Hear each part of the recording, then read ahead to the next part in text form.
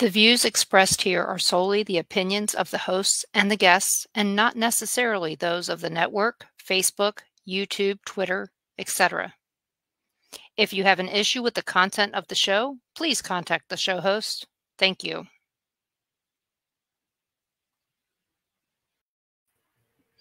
And welcome to Paranormal Nation Radio, Not So Normal. And how is Denise tonight? I'm good. A little frustrated with everyday life, but good. And how's Carl? About the same. About the same. But, hey, this week I haven't had to fight any shows on the network.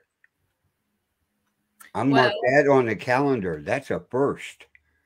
So since last Tuesday, you've had no battles? Nope. None. I never dreamt it would be our show that would start it.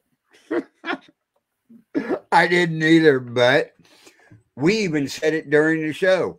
Oh, yeah, we knew. We knew. But yep. Especially when I went like this. So everybody that's watching and listening, you can go now to YouTube and find the Bill of Rights Network on YouTube again. Please subscribe to it because they took all my videos down off that YouTube. Hey, Carl, guess what? I can find all those videos on your Facebook, and we can download them and upload them. Oh, I know. We can do that. But if you want to see any of the previous videos from any of the shows, go to the Bill of Rights Network on Facebook and hit videos. Last count, I think there's 275 videos on there. Not counting the ones I deleted? Yeah, not counting those. Okay. Okay. But yeah, because you got to remember, back when we did the world's record, there's 50 of those videos on there. 8 hours long. That was a nightmare. Yeah, luckily we don't have to do that again for a while. Yeah, somebody said that on the show last night. We doing another world record? And I said, nope. Not until we have to break it, and not until we can schedule until I find out something else we can do that's not going to take 17 days. Yeah. Like I said, the only way we can do it is to schedule it and make sure that nobody is stuck on there for the whole 17 days. Right, right. But that's hard to do anytime getting, trying to line everything up where it goes right. That's a nightmare. We're just trying to do it for an hour and a half hasn't been easy. Yeah, I know. Anyway, you've got us some guests tonight. Yes, I do. I have some really good guests. They're frequent flyers on the Paranormal Pride. They're friends of mine, Rhonda and Dwight Hull. Dwight and I share a birthday with President Trump. Hopefully we won't get in trouble for that. And Rhonda has been a friend of mine a long time. She even would talk with my mom on some of the shows and stuff. So she knows my family. And I like that she's gotten in there and she's gotten to know all of us a little bit. And I like that. And I think that we've become friends. And we were actually, the Paranormal Pride was the first show I think that they were ever on. Oh, really? Mm-hmm. Well, good. Well, we're going to bring them up and let them talk. Hello, Ron. Hello. Hello. So how have you guys been? Good. Yeah. Pretty good. Doing real good. And uneventful lives. Well, I know that's not true because you guys do events. We do. We do. Yeah. And so you guys have a new event next year because I don't remember you guys doing a UFO event before. We have not. This is a new thing for us. We decided to kind of switch gears a little bit, go from the ghost and goblins to UFOs. And I'm sure as the show progresses, the reason for that will probably come out. So, well, knowing where you live, I could see why. I don't think Bigfoot would be really big in your area unless he's hiding behind cacti. Actually, we do have mountains that go about 10, 11,000 feet in elevation. not far from here, and there have been reported sightings of Bigfoot up there. Yeah, but I'm just imagining him hiding behind a cacti. Yeah, not so much in the desert. No. Yeah, I mean, we had people that were telling us that there was Bigfoot in Nevada, and I was like, not in the part of Nevada I've been. There's nothing. There's nowhere for him to hide. Are they hiding behind a sagebrush? Yeah, I mean, like I said, are they hiding behind a big barrel cactus? Good luck with that. Yep. And there's a lot of jokes I could come up with that, but this is a family show and I can't do that. So, but yeah, I had somebody try to tell me that we were heading up to Goldfield, Nevada, and they go, well, there's Bigfoot up in that area. And I'm like, okay, I guess he's going to do like me. He's going to scratch in the sand and pee out there because that's about all you got. There was nothing. There was no trees, nothing. So, and the trees there were few and far in between, and they were covered with cows underneath them. Right. And, one of the things that people don't know about where you live is it does snow. It does get cold. It's not always, sunny and 110. Arizona has several different deserts, as they call them. So we are at so northern Arizona is high elevation. It doesn't probably get above 85 in the summer up there. And then southeastern Arizona, where we are, is it's about 4,600 feet elevation.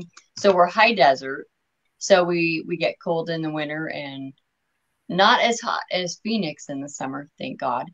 But we do get warm in the summer and then really, really chilly in the winter. We have gotten snow several years.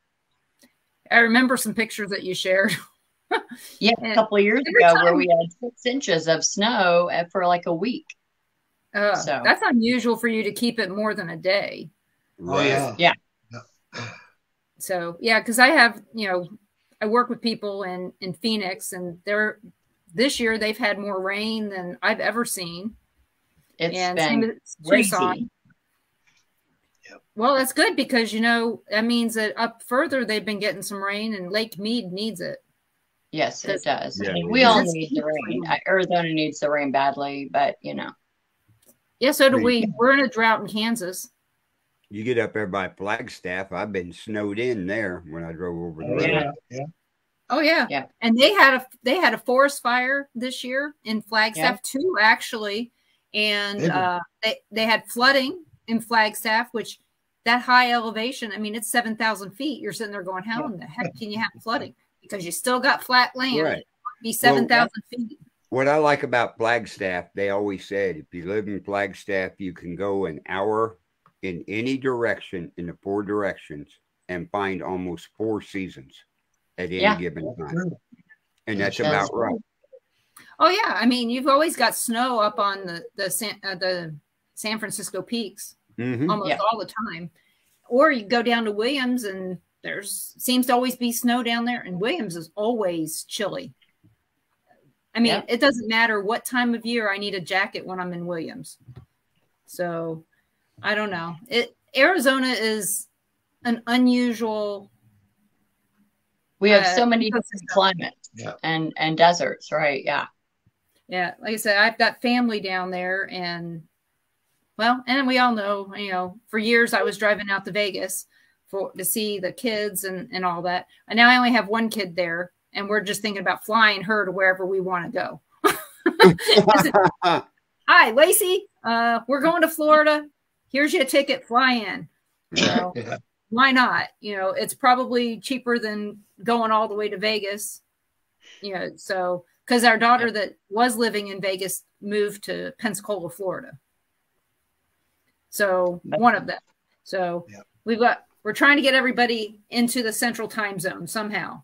That way it makes those phone calls at 10 o'clock not so bad. Right. True. So I'd like to welcome all the people in the chat room. If you guys have questions, please make sure you ask them and we'll get them asked. And Ron and Dwight, how did you guys get together? You go ahead. We met on a dating website. I was living in Tempe by Phoenix. I drove down, we met, after months of doing that, I just moved down here. So. Yep. And did you both know that you were mediums at that time? Yeah. Oh yeah. Yeah, that's how we kind of connected on the app. You know, we started talking. It was like, oh, you're a psychic, so am I, and I've been doing this, and oh, I've been doing this too, and so it was a really good fit, and you know, kind of unusual fit that you don't usually find on those kind of sites. So it was, I think it was just meant to be.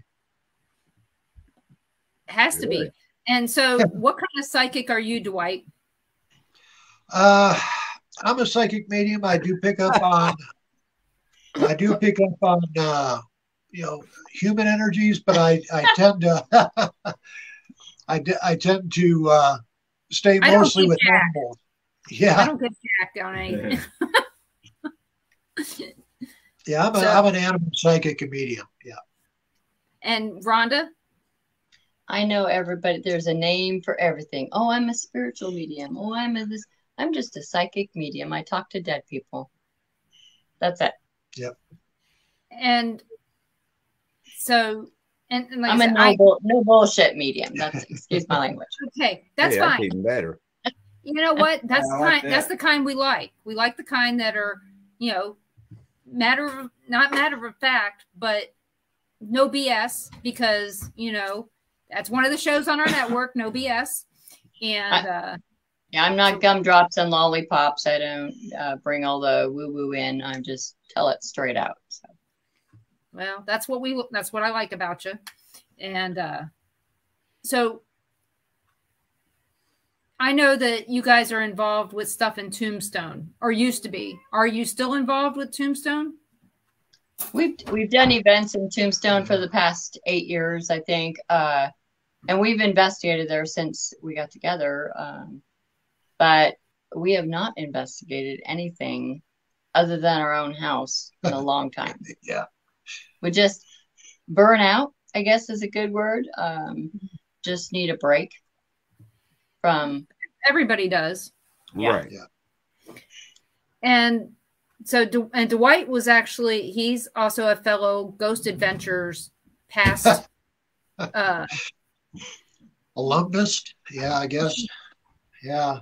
I don't know what to call us. Those of us who have been on there, you know, alumni. We got yeah. I've been called a lot of things for being on it, but I can't repeat those. But I was called a lot of things for being on there too by people that I thought were friends. So yeah, it was a really good experience to be on there. I'll leave it at that. Okay, so I'll tell you what I tell people all the time. I enjoyed being part of that. I was shocked when they actually used the footage on TV, because I knew what they were doing, but I didn't expect it to actually come out. You know, I figured, oh, they're going to talk to me, and I'm going to end up on the floor. I don't care.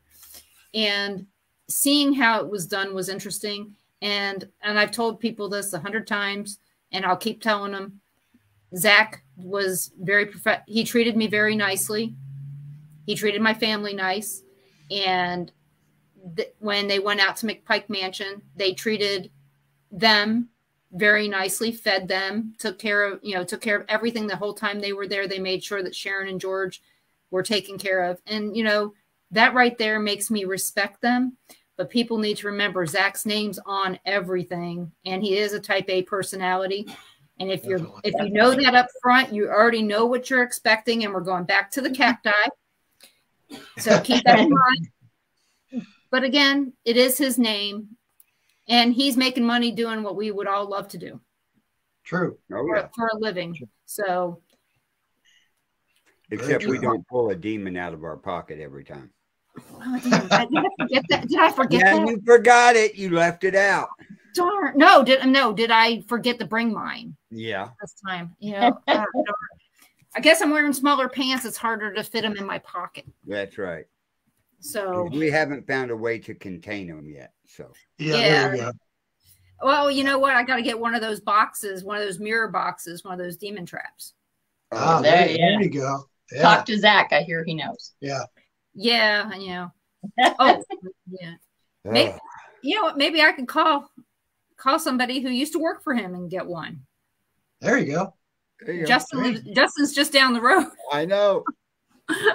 So, but like I said, I thought it was a good experience, no matter what happened. Absolutely. You know, but Absolutely. you know, it's interesting to see how they take the footage that they got with you and me and put it all together into the show.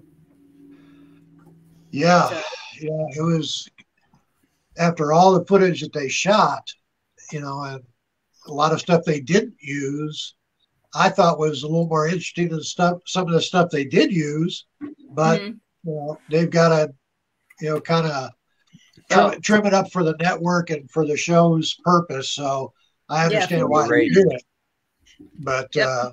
yeah, it was boy, I tell you, I could make a DVD on the behind the scenes of a lot of that over there, and probably make millions. But it was a good experience, and you know, I would do it again. Maybe Oh yeah. not Ghost Adventures, but I would do it again. The only thing I would do different is make sure I said stuff exactly how I meant it, so they couldn't Yeah. twist it and change it and edit it. Exactly.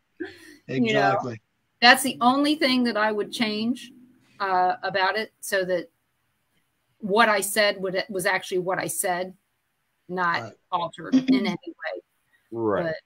But yeah, and it's been so long at this point that it doesn't even matter, because mine's now been 8 years since I Mine's was been 12. Yeah. But like I said, 14. mine was taped. Yeah, mine was taped September, October, right at the end and beginning of the month in 2014. So it's been 8 years. Yep. Wow. Yeah, I think I did it 2009.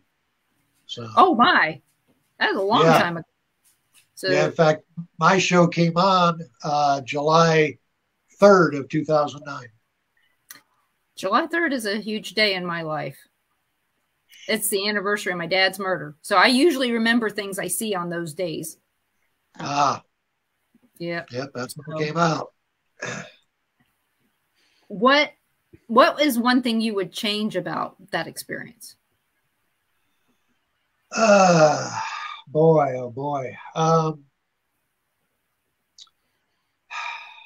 Probably when they flew me to Vegas to their office to go over the evidence, I wish, and kind of like what you said, I wish I'd have been a little more specific in my answers to what I was seeing on the screen and the EVPs and everything. I was kind of trying to keep it general just for the show. I should have been a little more specific. But it turned out good. They did do a decent job editing that. But if I had to do anything different, that's probably what I would have done. Because yours was pretty close to, what was it, season 1 or season 2? Season 2, yeah. That would explain why they flew you. Yeah. Well, I mean, it's just like, you know, because they didn't fly me anywhere. They just talked to me in the place. They didn't fly anybody anywhere until they did this, you know, I call it the post-mortem, when they brought everybody in and talked about what happened since. But you know, like I said, it was what it was. So, and we do have a question. This fits in with what we're talking about, and it's from Russell West. He asks, "How long have you guys been doing paranormal investigating?" Wow. Together, 10 years. I've been doing it since 1984. So anybody can do the math on that. Almost 40 years, 38 years. We've been married that long. That's the only reason I know it. So yeah, I did my first investigation in 1984, July of 1984. And then of course, when we got together, we've been doing it for about 10 years. I only investigated psychically before that. So. And do you both investigate remote, like remote view? She does. I have for a missing person group that I used to belong to. I don't use it all the time, only very rarely.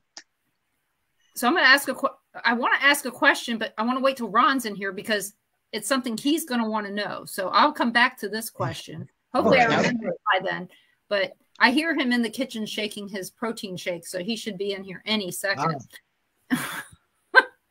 So, but when you guys investigate, do you guys investigate different than say other people? Do you guys have a certain routine that you go through, certain equipment that you always use? Well, I'll be honest with you. A lot of the investigations that we do, of course, private homes or private people, some businesses, but mostly we go to private homes or locations. The biggest piece of equipment that we use is a voice recorder. We'll use sometimes a REM pod on occasion, or a K2, but that's really about it. Being psychic mediums, we don't like to rely a lot on equipment because it kind of, I don't know if you say it blocks us from seeing what's going on there psychically, but it kind of hinders us. So we just tend not to use all the big unless the client wants unless they want it. Instant validation. But generally, we'll go into any investigation pretty much like we're just going to sit down and have coffee and talk to ghosts. We'll set the recorder down. We'll walk through, see what we each pick up, but we won't talk to each other yet. And then we'll just start doing the investigation. We're very low key. We don't, do any provocation or anything like that. Oh, why not? No. I know. It's so popular these days.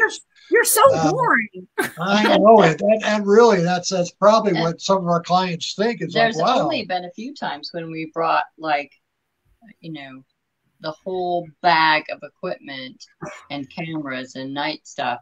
And that was when we had the Beaufort house to ourselves for overnight. But we typically, it's very minimal. So now that Ron's here, I can ask the question. What's that? So here's the question that he likes to find out the answers to. Since you guys are psychic mediums, how do you turn it off? How do you not have it interrupt everything you're doing every day? You want to take that one? Well, that's a good question because or do you turn it off? You can't really turn it off. There is no switch. You just have to let spirits know in advance. Right. This is what I'm doing.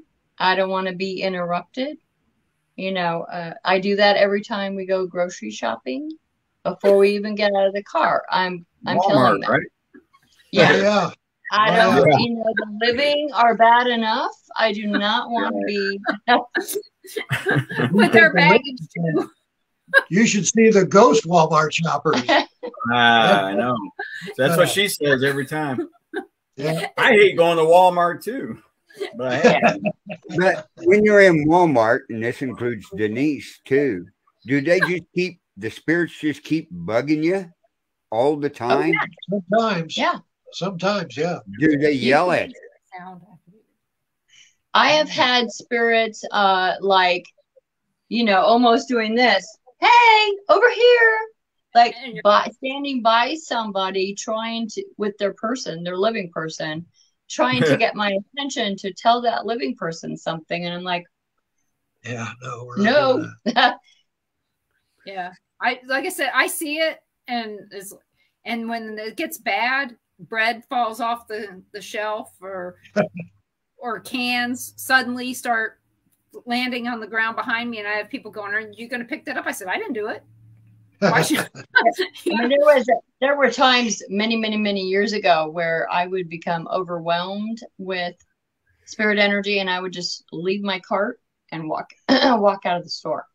Yeah, that was. And you've done that too. Oh yeah. Now, do these spirits know when you walk in? Do they just look around and go, "Oh, they can see me"? Is that how they do it? We or- believe so, yeah. Pretty much, People yeah. that are open just have some kind of a signal. I've heard Denise say that before. You know, Yep. they know We're they're. kinda- When she walks in, oh, she can see us. Yeah, we're kind of like a lighthouse that they see, Right. and you kind of gravitate to us. I don't know what it is, but That's what it sounds like. yeah. It's weird, to be honest, but yeah. It's like I always said, I'd love to have that gift for 24 hours. That's all I want it for. After that, I don't want it. Right. Yeah. Well, And who knows? being an animal psychic. That's why I stole his question. Yeah. Yeah. Being an animal psychic, it's kind of weird for me because I can see the animal spirits that are attached to a lot of these people in Walmart or wherever we go. And that gets a little bit funny sometimes, but you know, I'm not going to walk up to them and say, "Oh yeah, your cat's trying to get your attention." You know, Yeah, because they they look may at you funny. right. So, because I mean, Carl's heard me say many times that Walmart as a medium is probably one of the worst places to be.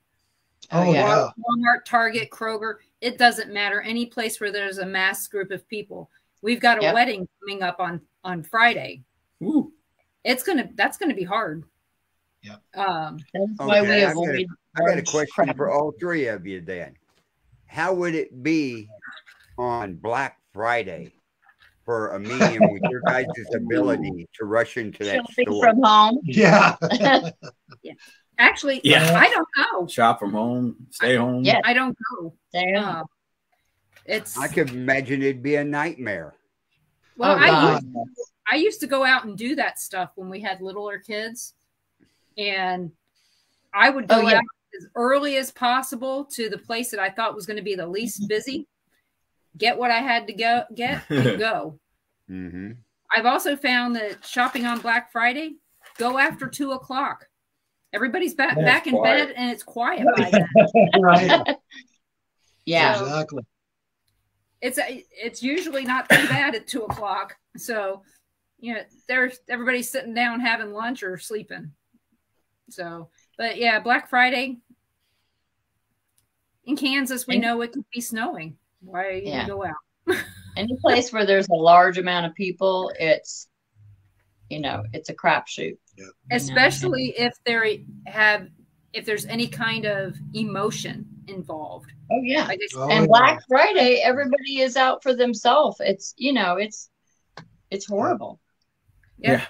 And you know, sometimes I've noticed a few of the times that I've gone out on Black Friday, even the spirits are just kind of focused on the person that they're with. They're not really looking around or anything like that. It's chaotic, and it makes it's just hard. And but again, like weddings, how do you guys deal with weddings? Because you know that those are highly emotional. Very. It's going to be hard because you always have family members that have passed that feel the need to be there. Right. They come in and His dad's going to be there on Friday. I know it. Oh yeah. You know, and Taylor's other grandma, she died a long time ago. Well, how would it be for one of you or all three of you at a funeral? Same thing. Probably worse. That's why I'm going to say worse, because everybody's in. But everybody on the other side also there, you know. So yeah. Well, remember last week I did talk about that, about being there with Ron's dad when he died. And I've talked before about when my dad died, and I think I talked about that last week as well. Yeah. That my dad looked just as solid as everybody else. Yeah, there was a guy in the coffin, but my dad was walking around the funeral home, you know, visiting with everybody. And, you know, to me, as a 10-year-old, he didn't look dead. I thought he was faking. That was going to be my next question. You're at a funeral. Is the spirit of the person that's in the casket there? Yeah. Right there. Now, that would be hard to handle. It is. If you're sitting there mourning the person in that casket and you look up and go, okay. Like I said, my mom thought that something was wrong with me because I kept saying that dad was right there. you know, and she's going, yeah, he's there. He's dead. No, Mom, he's standing right here next to you. That's the issue, is that most people aren't seeing your dad the way you're seeing your dad. Right. Right. They're seeing your dad in the casket. You're seeing him up walking around like he always did. So. Yeah. And like I said, it's odd, you know, but people don't look at funerals the way a lot of other people do. Funerals are family reunions. Oh, definitely. Yeah. Definitely. Regardless of who's there, it may be close friends and stuff, but it's a family reunion is how I look at it. And so regardless, it's going to be very similar to the family reunion we went to. We went to a family reunion back in August, and Ron's uncle, who had passed, was there, and he kept calling one of Ron's cousins a name. Back to the cacti. We're going to go. And so, you know, it is what it is. But when I looked at him and said, you know, your Uncle Larry says you're and he starts laughing. He goes, yep, that's what he always called me. And I was like, thank God, because, you know, the last thing I want to do is being married into the family, being that one that they're going, we don't like her. We have another question here from Russell. Was you born with this ability, or did it manifest later in life? What? Well, I guess you'd say we were born with it. I knew I could talk to animals at about age 5 because I would talk to my cat, that we had a family cat. So I kind of had an idea there. And you had your cook friend, your right, chef, Mr. Bobo, who was my first ghost, who would come and visit me at night in the crib. So I remember that quite vividly. And she had about the same thing. Yeah, I was 6. So. First ghost. They look, you know, back then they looked as real as, you know, just like Denise's dad. That, you know, very, very real life. So. Oh, I know it's strange. I've always wondered if people were born with the ability, the gift. Well, we think that everybody has the gift. Whatever that gift is, there's an abundance of them, and it's up to each person to you know, unwrap it and learn about it and grow, or not. Right. So. Right. You know, I don't have any gifts that I know of. Oh, yes, you do. I have. Yes, I have. I have seen family members after they passed. They came to the foot of the bed and stood there, like Papa did and Mama did, and stuff like that. A friend of mine that passed away, I went down to help his wife finish office space up in there, and he appeared to me and stuff. But you know, those are the 3 times I can really remember stuff like that. But as far as seeing them all the time, no. Well, that's only a small part of being psychic. How many times have you gone to someplace, or, you know, whatever, you say, I just don't have a good feeling about this? I'm sure that's probably happened to you. Yeah, that's psychic. Right. You're having that psychic connection that you're reading the energy, you're reading something. So that's all part of being psychic as well. It's not just seeing the spirits. So we have another question from Russell, or a statement, but I think it's a question. When you're talking to animals, they're not speaking to you in the English language, right? Are they giving you pictures, or how are animals talking to you, Dwight? Most often the animals will talk to me in a series of pictures, or like little short videos, little short memories. That's the difficulty when I talk to animals, because it's like playing Pictionary. You have to kind of decipher what they're trying to tell you. The good thing is animals are incapable of lying. They cannot lie. So if I'm doing a reading on an animal and I get something wrong, it's not because the animal told me wrong. It's because I interpreted what that animal was trying to say wrong. So it's a difficult thing to do, and it takes a lot of practice to kind of learn how to do that. So now you're talking about talking to live animals or dead animals? Yeah, both. Both. Oh, okay.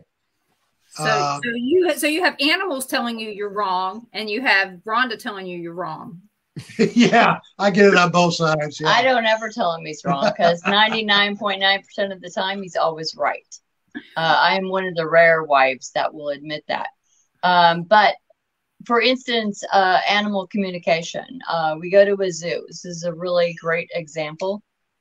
A few years back, we were going to the zoo in Tucson. And we love cats. So that is like our primary target is all the big cats. And not to talk to them necessarily, just to look at them. And so we get to, it was a black leopard, I believe. No, jaguar. It was a jaguar. And there was only one black jaguar in the enclosure.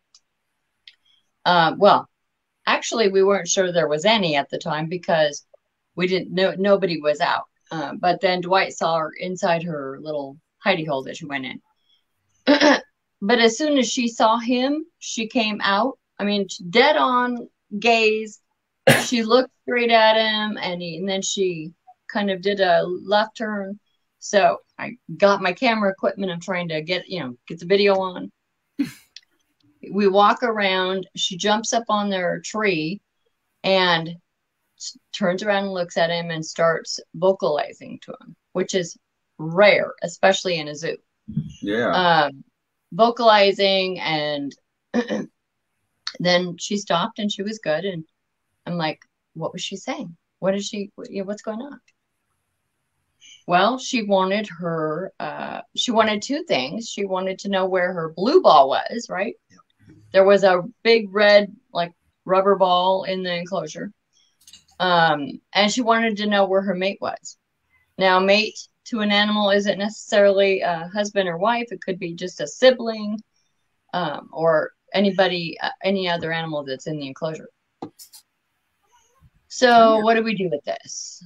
So I ended up emailing the video to somebody at the zoo and told them, you're probably not going to believe me. My husband's an animal communicator, but this is what, we found out later that her mate died. So that's why she was alone. It was her sister, I believe. So I said, she's talking about a blue ball, not a red ball. And she wants to know where her mate is, her sister. The next time we went to the zoo, it was about a month later. Almost a month later, yeah. There was a blue ball in the enclosure. We never heard back from anybody at the zoo, but obviously what we said hit home. As you can see, the cats have decided to make an appearance. Right. And the yellow cat nobody's ever seen. She's never on here. So that's I'm surprised ours isn't in here. Yeah, that's a different one.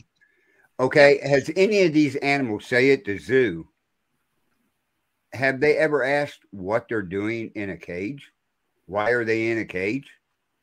The thing with zoos is most of the animals in a zoo are born and raised in captivity, so they don't really know about the African savanna or the backwoods or whatever. I have talked to a very few amount of animals that are not so much wondering why they're in a cage, but where the rest of their family is, because they were either taken or what have separated at some point.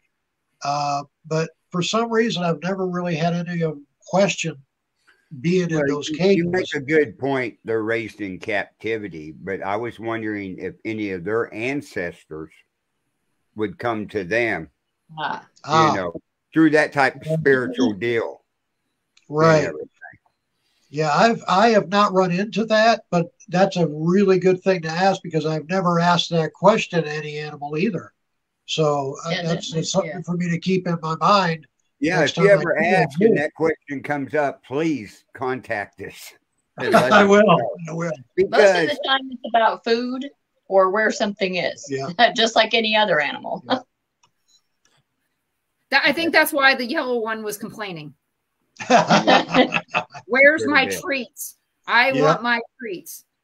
Yeah. So. We had a giraffe follow him around at the inside of the enclosure, but as we walked around, the giraffe just followed him around, trying to get him to tell the keepers he wanted inside because he was hungry. He wanted to go back there. Yeah. And then I've been trying to tell zookeepers, hey, I communicated with that animal. Oh yeah. Yeah, that's I can just see that'll work. Yeah, they're going to come up in white suits for you real quick. Yeah. Yeah. I can just feel their eyes rolling. Like, Oh yeah. These people. I can answer Russell's question. Our cat here, this is Keela. Yeah.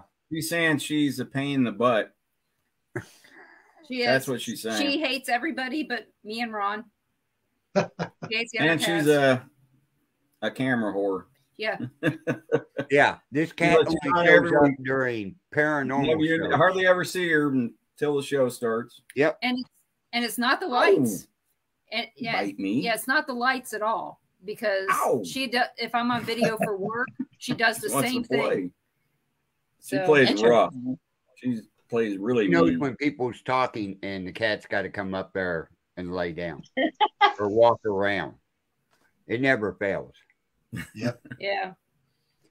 So how did you, now we'll get to the important question. How did you go from paranormal investigators, psychics and everything to UFO investigators?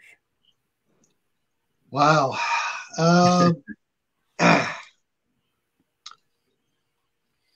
Personally, for me, I've always been interested in UFOs. I've always had a fascination, like most of us, in the paranormal. We both have. Yeah. I guess what really put us on the track of investigating the UFOs or looking more into it was shortly after she moved in with me. We both smoked at the time, and we didn't smoke inside the house. We always went outside and smoked. So our last cigarette of the night, about 9:30, whatever it was, we go out, and of course it's pitch black. Down here in the Hicks, okay, It's there are black. no street lights. So when it's dark, it's dark. Yeah. So we were out there having a cigarette, and I look across the street, which is not that far away, maybe 40 feet away. I look across the street where there's normally an empty lot, and there's a trailer. It's a fenced in empty lot. Yeah, it's a fenced in, completely fenced. But it what looks like a single wide trailer. There's two Holes. two squares basically with light, and then one in the center that looks like a door with light, but you couldn't see in. It was like there was like a film over it, but you could see light behind it, but you couldn't see in. It almost looked like a clean room. Almost. Like there was no furniture, nothing in it, just a light. So first off, we never heard anything being pulled in there. Secondly, there was no way, because of the way it was fenced off, that they could have got a trailer in there, because the gate is only an 8-foot gate. So how they got a big trailer in there, we were like, barely enough for a pickup truck, right? So. But it's amazing how you don't question stuff. And we're thinking, how'd they get the electricity on so quick? So quick, and how'd they get it in? We didn't hear it. We're thinking, oh well, smoke. I'm tired. Let's go to bed. We went to our gate to look, but we didn't. It didn't look like a UFO, so we didn't take pictures or question anything. It just looked like a house. Did it look more like an Airstream trailer? No, it looked like a boxy single wide. It looked like a single wide trailer, which this whole area is mobile homes, single wides and double wide. It would make you wonder if it's cloaking. If they cloak exactly. So the next morning we get up, we go outside to have a cigarette. Guess what? It's gone. No house. No house. No nothing. No tracks. No tracks. Nothing. No nothing. We walked all around. Nothing. So how much did you guys drink that night? Nothing. That's the thing. We don't drink. So I know that's. Yeah. Did your neighbors any of your neighbors around there see it? No, they did not see it, but the person who owns that land was contacted by MUFON because we made a MUFON report about it. A year or not two, quite a year. Yeah, later. And she contacted the owner of the property and said, "Hey, did you pull a trailer out?" And the guy told her the same thing. 1, no, I didn't. 2, there's no way to do it. And 3, I don't have any electricity out there. And she actually looked at Google Maps several years prior, back. Never anything on that watch. So that's what kind of got us scratching our heads on the UFO thing around here. I digress because I was living in Chandler at the time of the Phoenix Lights, and I actually saw those go over as well. Yeah. Which that was I am so jealous. An unbelievable experience to see that. Thousands of people saw that. Yeah. But yeah, when we saw that trailer across the street or whatever it was, and then it was gone the next morning, we were like, wait a minute. Wait a minute. That was a UFO cloaking to fit in. What better way to do a recon mission? Yeah. Right? You look like everything else. Observation. Yeah, look like everybody else. I mean, that's quite possibly how the different species of alien are doing recon now is like us. I mean, we know that we all know that we're not the only intelligent species in the universes. And we know we're not the only universe. Right. So where are here and everything else? Right. There are billions of stars in our universe, and to each star, there's got to be at least 1 to 15 planets. At least one of those has to be habitable to some kind of life. It doesn't have to be like us. No. So yeah, it could be, people when we as in Earth thinks about about habitable planets, we think that it has to be the same oxygen level, nitrogen, all this stuff, water, all that. Yeah. Every time I see a show like that, they could be habitable because it has water and it has it. Maybe they don't need the stuff we need. Right. Yeah. Ding dongs. That's true. Because what sustains life for something else is not what sustains life for us. Right. I mean, I know you guys watched Supernatural at some point, and when you got to the end, found out that there's all these different universes where we were all experiments. Different ways of doing things, and it kind of makes not the God part, but the experiments part. How everything's different. How it's it's just weird when you think about it from that standpoint that everything could be totally everything as an experiment. Yeah. That we're all learning. That's the thing.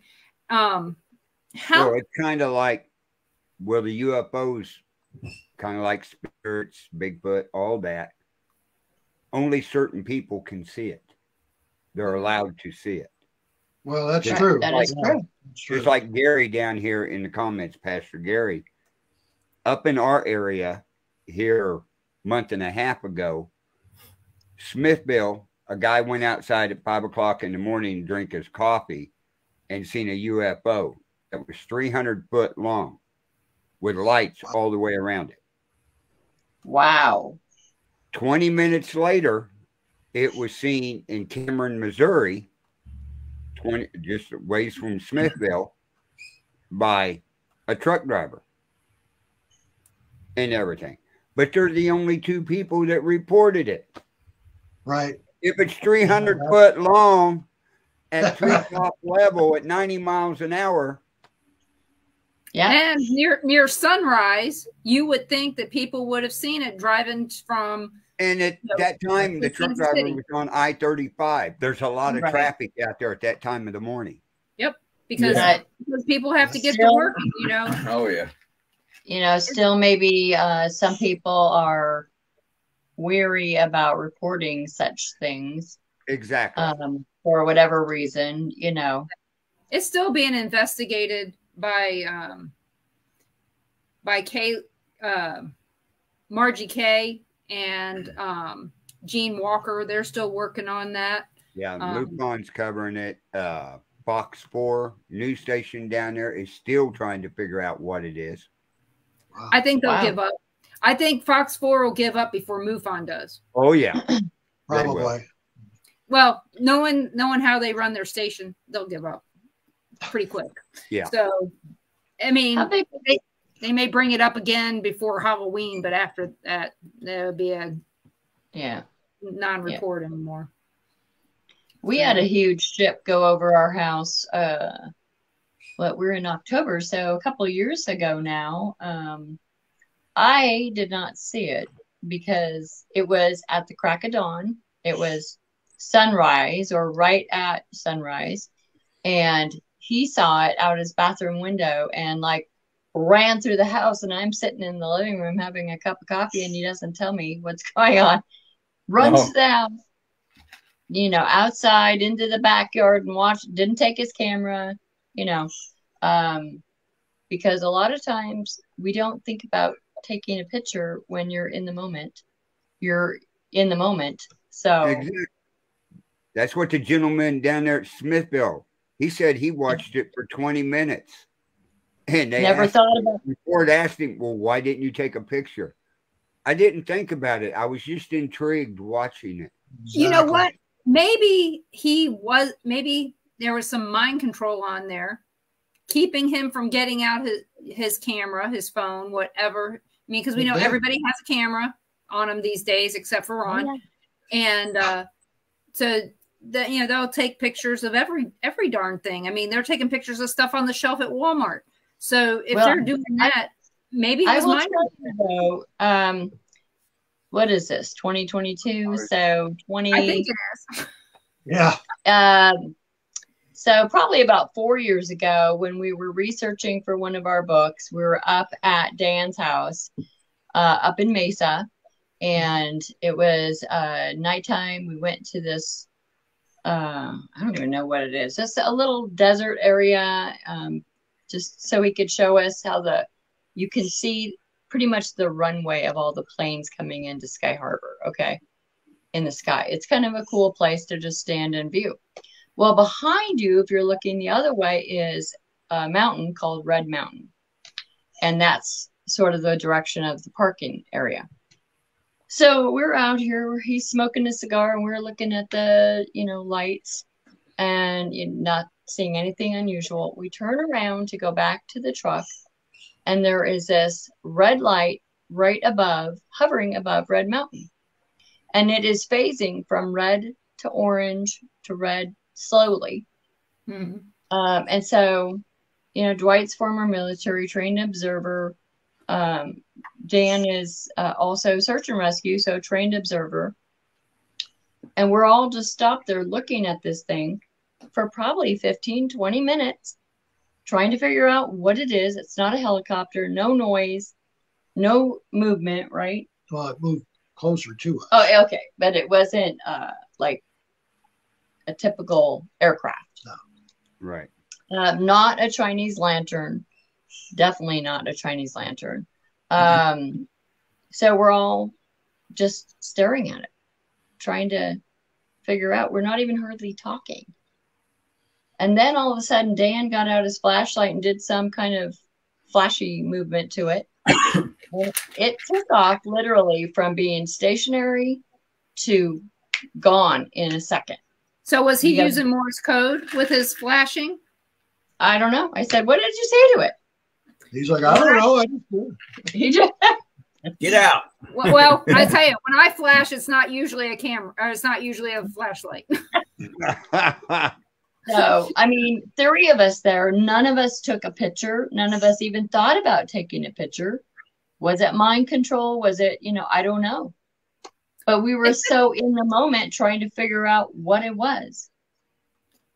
I can understand that, because if you're paying attention to what you're doing, you're not getting out your camera. Right. I mean, like right now, while I'm talking to you, I'm not getting out my camera. Yeah, I may check my messages on my phone because my kid's gone, but I'm not going to get out my camera and take a picture right now while I'm talking to you, because I'm focused on what I'm doing. Right. So, and Ron, Sandy's just like you. She says, I don't have a camera or a cell phone. I know. So yeah, just gonna have to take her word for it. So, but we do have another question for you since we're talking about. We got Charles from Texas. Hey, Charles. How about Hey, Charles. Bigfoot? Any investigation into that phenomena? We have not investigated together Bigfoot. I have been all over the world with the military. I've been to almost all 50 states, and in different areas where there's no Bigfoot sightings, I have done investigations. I have looked for him. I have never seen him. I have only seen one in person possible track, but I have heard the howling, the different vocalizations. I've heard that on a couple different occasions, but have never seen him. Would love to, but never have. I keep trying to drag him to. Yeah, we keep talking about going and doing that, but because every time we go rock hunting, we pass the mountain range where there have been several sightings. So I was just to Sedona for the weekend and look. Huh? Go up to Sedona. Yeah. That's we're on the Mexican border. So I know it's a long way. That's a little ways. I know. We keep talking. Yeah, we've talked about coming down to see you. You know, you have to go all the way down through there to come down, and then it's at least 8 hours to Vegas. It would be easier for us to go to the mountains of New Mexico than to go to Sedona. Oh, so. Yeah, I bet. Because I mean, I've looked at the road to get down to you, and the thing it basically says turn here, go through Roswell, get down to the road, and then go. So have you guys ever been to Roswell? I have. I have not. What are your thoughts on Roswell? Tourist trap? Interesting town. I've been there several times. I used to, when I was in the military, I was stationed in Alamogordo at Holloman Air Force Base. So it was not that far away. So I've been to Roswell several times. My ex-wife had a sister who lived there. She grew up there. So we used to go and visit the sister all the time. So I've been there several times. Very interesting town. I will leave it that part alone. It's like any other small town. Yeah, small desert town. Small town problems. Yeah. But very interesting. I've been to the UFO Museum and all that. Very interesting. I have not gone out to the ranch, the landing site, the crash site. I never was able to get the time to go do that, but that's on our bucket list too, to get out there. Yeah, I read about the tours out there. They're not cheap. No, they are not. So unless you know someone, you're pretty much paying whatever it is they want. Or, you just do a ton of research and you go the back roads and you don't take any tour. You do it your dang self. Well, kind of like what we just did with the spook lights. As close as you can to the. I don't think there are tours like we did the last couple weekends ago. We're looking for spook lights. Just kind of drive around. Yeah. Yeah. It was fun going out there. That's all. It was. I don't go for conventional tours because they always put, BS in there. So if I'm going to go somewhere, I'm going to investigate and contact the people themselves. It's kind of like some of the BS I told you about on some of the stuff that they do out here. So, well, we live near Tombstone, so we know all about BS tours. Yeah. Okay. Yeah, they shovel it deep there.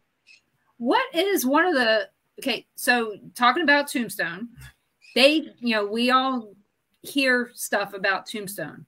What is the biggest misconception about Tombstone? That it's not that nobody lives there. Yeah, everybody thinks it's a ghost town when you tell them, I live near Tombstone, or for 16 years I did live in Tombstone. And people are like, well, people live there? Does anybody live there? Yeah. Yeah. Yeah. It's got a post office. Yeah, it's a town. 1,200 people. I mean, it's not huge, but we got people there. Yeah, they got a Family Dollar and a Circle K and a post office. Oh, Wow. Yeah, that's almost more than we have here. Yeah, moving on up, but that's one of the biggest misconceptions. A lot of when I have people come in, or we have people come in, and we meet with them in Tombstone, a lot of them say, "God, I thought it would be bigger," because it's pretty much one street anymore. You know, Fremont, and then you got Allen Street where everything happens. Street, right? That's about it. So people just think when they think about Tombstone, they think it's like really spread out more or bigger. I don't know, but it's like 6 blocks. You know, most of it. Now it is bigger. There's other stores and mines and whatnot, but Allen Street is about 6 blocks long, where all the shops are. Yeah, that's pretty much everything. Wow. So what is I know there's a lot of haunted places, and you were talking about BS. What is the biggest BS story you've heard out of Tombstone? Oh gosh, yeah. I mean, they're just or the most interesting, whatever. Every place we go. Well, one of the more recent ones, of course, the Birdcage Theater. Everybody talks about the Birdcage Theater. We were investigating at night. Was that? Yeah, we were investigating at night with some friends that came into town. They bought like a 3-hour block of time at night to go in there, so they wanted us to be there with them. And they had new people guidelines. Working there, new guides. And, the girl is trying to tell us ghost stories. I've investigated it for 16 years. I know what's going on there. But then she starts telling this thing about, oh, yeah, we also have like 3 or 4 little kids that come here and, they play with toys and like, whoa. Do you know what the birdcage was back then? There was no kids within, 500 feet of this place, let alone, in here, for gosh sakes, there's no reason for kids to be here. Oh, yeah, we have kids and they're little kids and, they run around. They like to pull hair and stop it. Just stop it. There's enough good ghost stories here. You don't have to make up kid stories to try to fill the gaps. There's enough good ones here. But that's something that they do a lot. I hate that. Make up a ghost if you can't, figure out who it is. That's bad. that is bad. I mean, but let's be honest, it's no different than some place that I've done tours at. Gettysburg. I mean, every tourist town like that does it. Everybody. So they embellish their stories. Yeah, embellish. That's a good word. Yeah. And it's not the thing is they're not focusing on what they truly have. Right. And they're trying to, you don't have to make up more stuff. Right. People are already wanting to go to Gettysburg. People are already wanting to go to Tombstone. Sometimes a lot of times the real stuff is better than the made up stuff. Exactly. Most of the time, the real history is far more interesting. That's what I told people about the Sally House. Here's the fact. You can listen. You can go. We went to Bobby Mackey's. The lady there, she said, "You want me to tell you what the real stuff that happened here, or the ghost adventures?" And I said, "We want the real stuff." And she told. I was like, "It was so much more interesting." Man, it was mafia on the brothel. It had it all. All kinds of stuff. It was that area was like a little Las Vegas. There's actually a documentary on it. On that area in New Florence, that they also in the between the 30s and the 50s, there were money laundering through there. There's 2 jail cells down in the basement, not far from where they were supposedly conjuring up a demon or whatever, right? Yeah, near the hellhole. It wasn't even that far. I mean, you didn't know there were 2 jail cells down there. If you watched the show.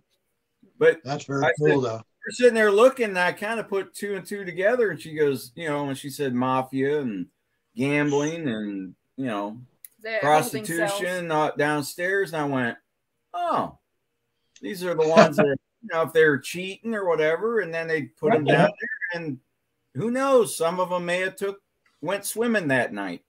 Yeah, exactly. Because the river is just right there. Yeah, actually, it's starting to be swallowed up by the river there. Yeah.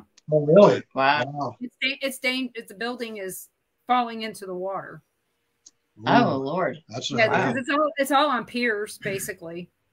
Right. Yeah, it's right by the river. Yeah, the dance floor. I don't think I'd spend any time where the band plays. I think I'd sit at the bar where it's on level ground. That's my thought, everybody. But yeah, that was and when she told us what really happened there, it was a lot better than the made up stuff. Yeah, and it was a Latin. I mean, I could see why it was haunted. Yeah, they left out that it was a Latin nightclub and things like that. Yeah, it was years ago. And that was when the mafia was in there, but it was a Latin mafia. So, but it was just weird listening to these stories and going, it was kind of like when I went to the Sally House first time. This ain't what they told us. They didn't say that on TV, and something messed with us there. Something was purposely screwing with us. You get the upstairs, where they got the band sets up and people dance and everything. It's huge. Ground level, yeah. We would hear a loud noise. I mean, loud in the corner. We'd all look at each other and go, well, let's go check it out. As soon as we get over there, we'd start asking questions. Over on the other side, we'd get another loud. It just had us going back and forth. And after about 4 tries, I went, I think something's really messing with us. And she thought it was Carl. And we actually went up to his, where he stayed. But there was only 3 of us there. It was that was a weird. It really had a weird vibe in that place. Yeah, me, Ron, and the tour guide. Yeah. So, wow. We went during the day. But it was a loud noise. I mean, it was no mistaking that. I said, we got to go check it out. We'd hear it on the other end. It's like, all right. Yeah. Well, if you're a ghost, that's probably like super fun for them. It is. Like, let's have fun and get these guys I to started laughing. After we figured it out, I started laughing. I was like, yeah, they're messing with us. Yeah. And then it kind of stopped. Yeah, it did. But dang, they figured it out. When you figure it out, it's not funny. It's no fun. It's one of the few places that my mom went to, but she didn't go there for a paranormal thing. She said, it felt weird, but I think it's because the floor's caving in, and like I said, it's going downhill. But she went there for an event for some guy who had a heart attack, and she goes, I've been there. And she started telling us about it, and she goes, why are you going there? And I was like, well, it's because it's supposed to be haunted. And she goes, well, it does feel weird. So it's like, okay, whatever. Honky tonk. Yeah. Hard to tell. Yep. So let's go with, do you have enough commercials for a break, Carl? No, you need a break. I just need to go get water. I can send off my errand boy to do that. We will get some commercials. So, folks, we will be right back here in a couple of minutes.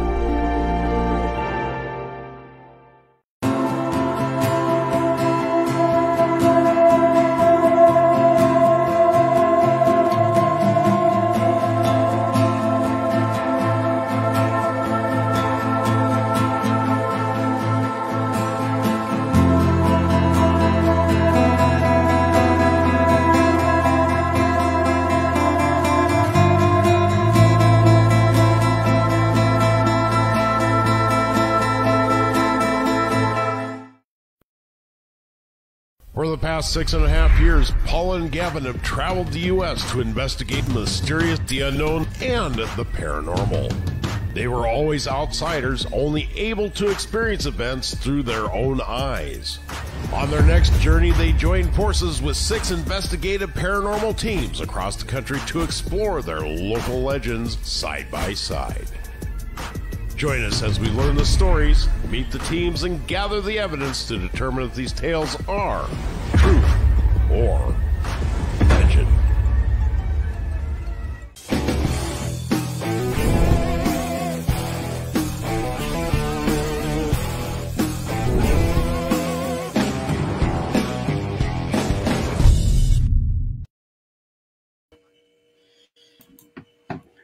And welcome back, folks. Hope you enjoyed those short commercials we had. Yeah, I'm glad Gavin and Paula sent us something. So Yeah, they've been longtime friends of mine. And we got to actually meet in person down at Dog Patch USA. So yeah, I got to talk to him the other night on the No BS show. yeah, I For need the them. last 15 minutes. Yeah, Gavin is fun. We ought to have him on Rex's show for his music, since he's a guitar player and performer. Right. So it'll be interesting. Right. But I need to get the list of who he's had on so I can put it on the calendar. Right. So what's one of the best evidence you've gotten since you started looking into UFOs? Oh, Lord. Oh, that opened a can of worms. Oh boy, did it. Okay. Let me preface all this by saying that this is kind of an exclusive. I have never told this story before. And it happened not all that long ago. And this is the real reason that we really got involved. And we're actually doing a UFO event next year with some pretty big speakers. Hopefully we're like this for Travis Walton. We're in contact with him. Oh, so man, yeah. he is so nice. He'll be there. But we do have, Let's see. We have James Keenan. He says investigates strange occurrences. He investigates. Travis might be tricky. Pretty hard, because we saw him a year and a half ago, and even then he said that he wasn't planning on doing many more of these. Yeah, he was just at the international UFO conference in Phoenix this past weekend. But so James Keenan, Jim Goodall talks about Area 51. He is a plane guy. Stacy Wright, who is the state director for Arizona MUFON and the director of the Phoenix MUFON. Mike Schratt, who is a private pilot and aviation historian. He's been on the History Channel on Ancient Aliens. Yeah, that sounds familiar. He's a great guy. He does events as well, big events. And Jennifer Stein, she did the documentary on Travis. Fire in the Sky documentary. Well, she didn't do Fire in the Sky. She did but about his event. Have you met Travis? We have not. We have not met Travis yet. Oh, you'll like him. He's a really good guy. He's a nice guy. And when you do talk to him, ask him about his time with the Kardashians. He sits straight up and he gets a big smile on his face and he starts talking. He really enjoyed. That's our daughter's questions. Yeah, he enjoyed meeting Bruce Jenner. Okay. When Bruce was Bruce. Yeah, he was huge into the Olympics back when he won all those medals. So right. Okay. It was funny though when I asked the question. They go, "Anybody else have any questions?" And my daughter had sent me this question: "Ask him who his favorite Kardashian is." Go with him, I guess. He said Bruce. Yeah. And so I heard people snickering behind me, and it's like it ended up being his favorite question. Oh, cool! Very cool. It was one of those fun things, to ask. But Andrea Perrin, she might be a good one because she can summon UFOs. Oh, so she says. Well, we don't need to summon them down here. They're all over. They're already here. Like I said, she'll summon them to come down and all the stuff. And people who have seen it believe that that's what she's doing. And you can mix a little bit of paranormal in there with the Conjuring House. Oh. Because that's where she grew up, was in the Conjuring House. Right. Right. So Very cool. So anyway, back to what evidence have you caught? Okay. This is all going to be wrapped up in a story here. okay. Okay. About, last January, I'll start it out this way. Last January, I got this watch. It's a smart watch, okay? It monitors everything, your heartbeat, all that stuff, monitors sleep, and it's relatively accurate.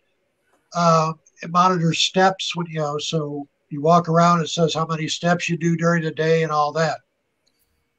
Okay. Now, your steps can only be counted with, there has to be. Movement. You have to move on the 3 different axes, right? Right. X, Y, and Z axis in order to count for a step. Okay. Get that out of the way.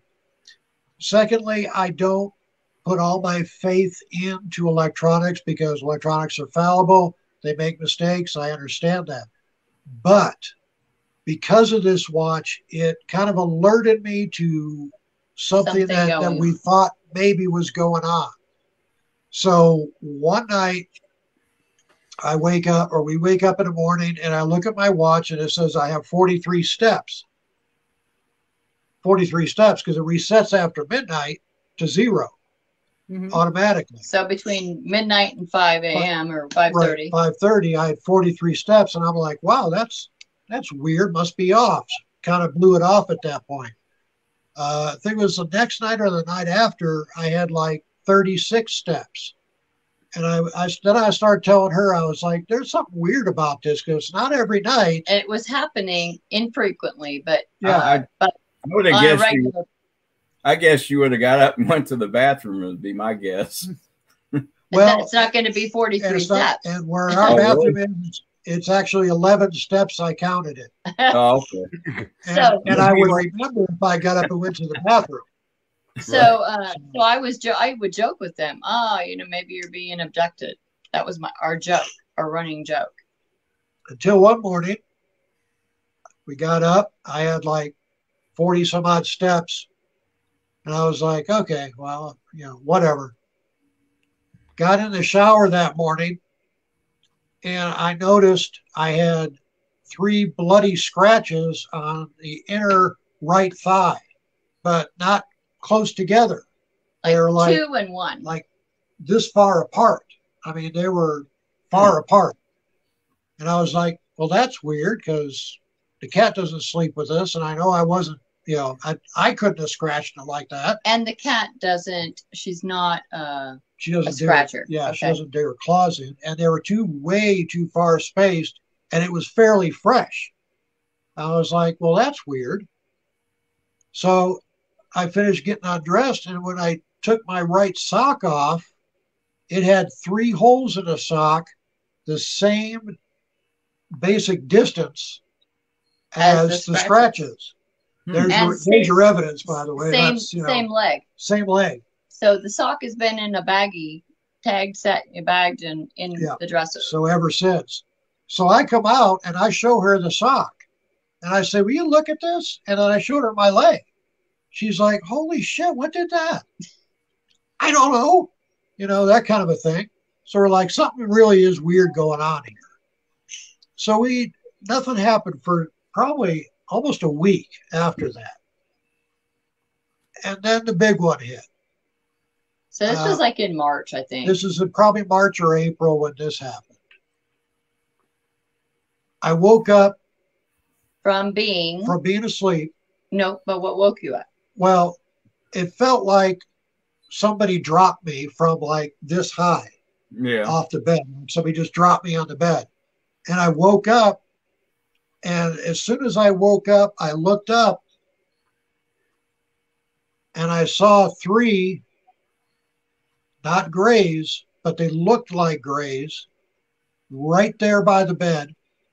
But they were like a yellowy golden, like almost glowy, like glowing. They weren't grays. They were this yellowy golden color, almost glowing. And it was for like literally 2 seconds that I saw them, and it was like gone. And I looked over at my clock because I, being a former cop and everything, the first thing you do is you try to find a timestamp to put it on. Right. And it was like 2:07. And I was like, okay, 2:07, 2:07. And I just, for some reason, I just fell right to sleep. I was like, okay, I'll remember this in the morning to tell her, which I did. Yeah. There is only literally between his side of the bed and the window, the wall, maybe this much space. Yeah, just off the walk. But he said when they were there, when he saw the beings, the whole behind them, the window, everything was black. There was no window. It's very strange. And we have a fan in that window that goes all the time. And I didn't hear the fan until after they left. Right. And then I heard the fan again, which that's kind of weird. Well, that could be from the multidimensional type thing that they talk about. Exactly. That shook me up. And I don't get shaken up very easily. But that kind of shook me up because I physically saw 3 of them right there. Only for 2 seconds, but I know I was awake. I wasn't dreaming it. I wasn't coming out of it. Just, I know I was awake because I looked at the clock after.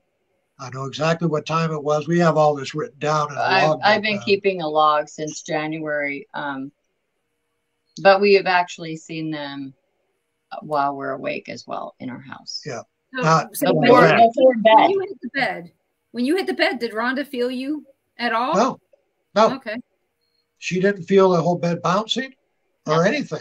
What we think is that they must put the spouse out or in a deeper sleep. Something.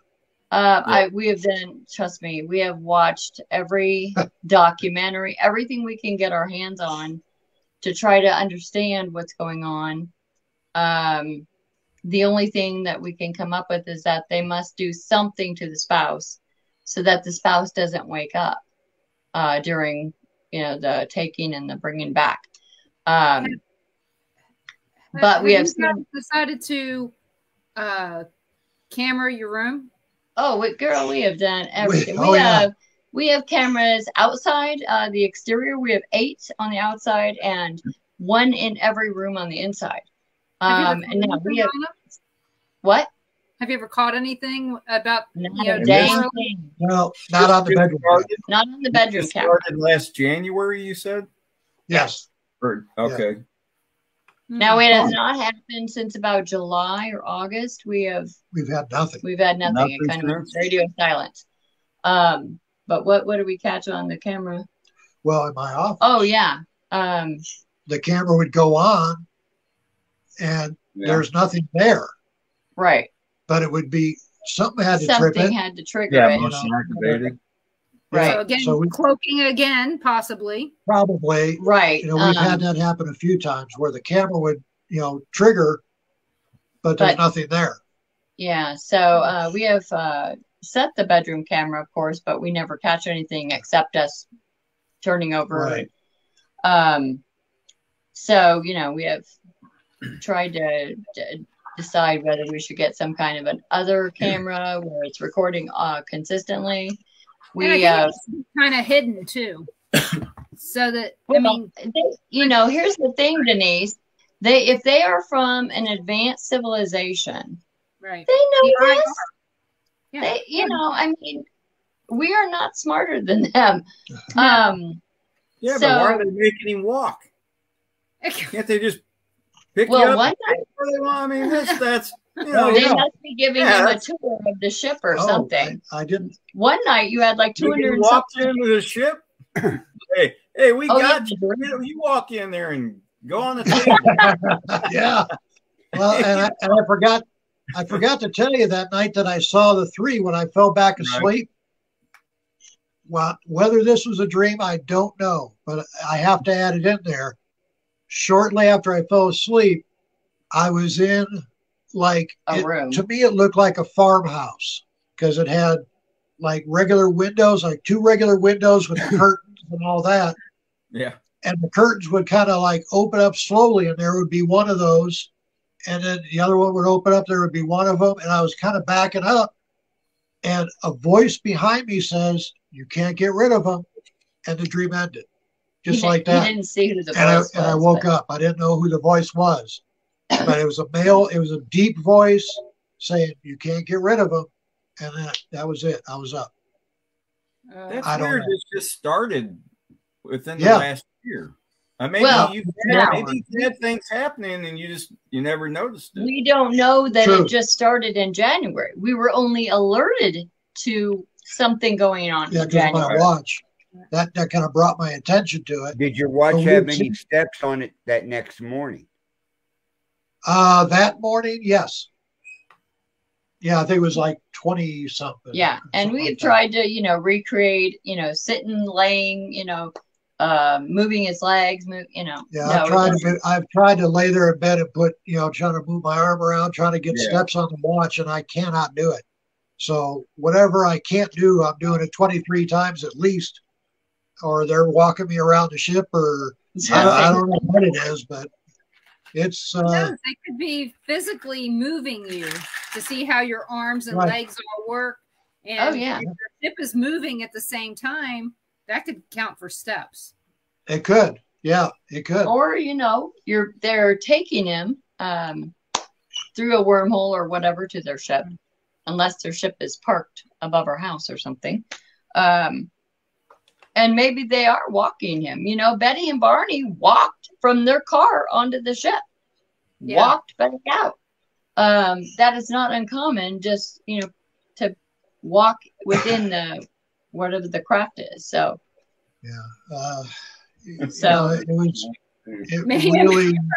maybe they're short-handed too.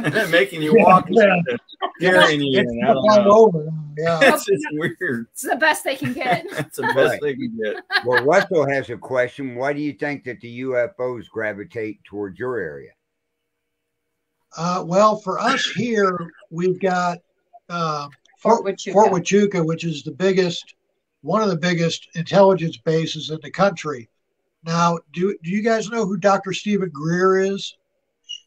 He does a lot of UFO stuff, and he does the CE5 events where you call in the UFOs and that kind of thing. Yeah, he was just here not that long ago.